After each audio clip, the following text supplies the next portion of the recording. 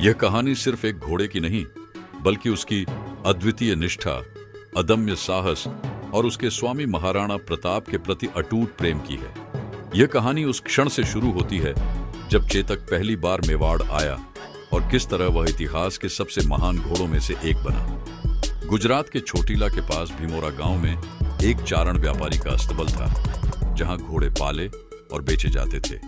ये व्यापारी घोड़ों को पालने, प्रशिक्षित करने और फिर उन्हें राजपूत राजाओं के दरबार में बेचने के लिए प्रसिद्ध था।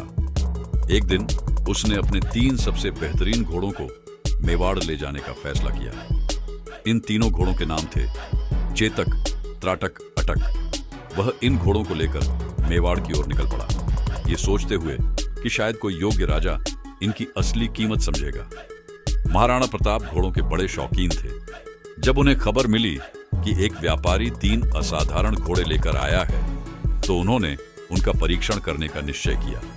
उदयपुर के बाहर एक खुले मैदान में पहले 2 घोड़ों की परीक्षा ली गई। राज दरबार के कई लोग वहां उपस्थित थे।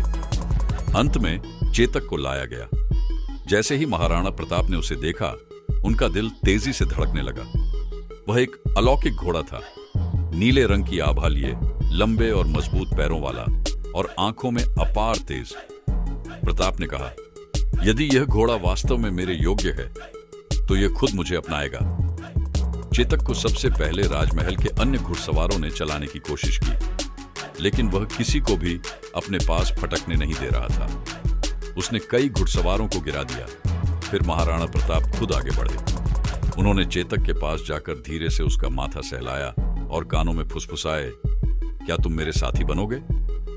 चेतक कुछ पल के लिए स्थिर खड़ा रहा। फिर धीरे धीरे उसने प्रताप की हथेली चाटी।